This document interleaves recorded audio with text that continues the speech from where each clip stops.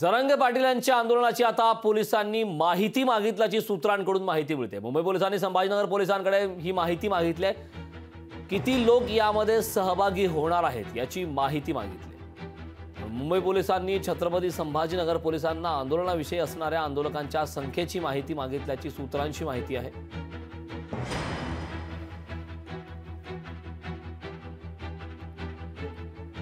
याबाबतचे ताजे अपडेट देण्यासाठी आपले प्रतिनिधी सचिन बडे आपल्यासोबत जोडलेले आहेत।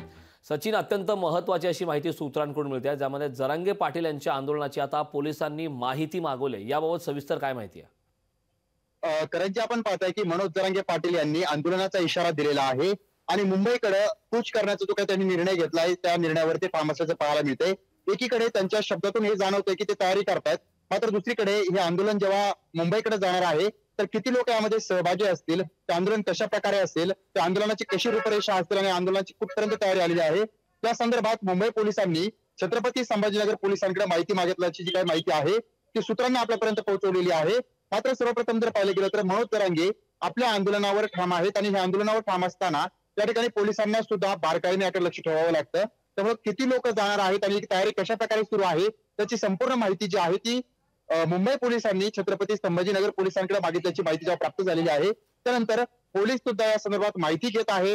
मग आंदोलक असतील त्यासोबतच या आंदोलनामध्ये सहभागी होणारे जे काही नागरिक असतील, समाज बांधव असतील, त्यांच्यासोबत ते संवाद त्यांनी काही दिवसांपूर्वी साधला होता आणि त्यांच्याकडून आता माहिती घेण्याचं काम जे आहे ते सुरू आहे। आणि त्यानंतर संपूर्ण जो काही अहवाल आहे, जो काही आढावा आहे तो घेतल्याच्या नंतर हा गृहमंत्रालयाकडे सादर केला जाऊ शकतो। नक्कीच सचिन, याबाबतचे वेळोवेळी ताजे अपडेट तुझ्याकडनं घेतच राहू। मात्र तुर्तास या महत्त्वपूर्ण अशा माहितीसाठी खूप खूप धन्यवाद। लोकशाही मराठी ऐका, पहा, जागरूक रहा।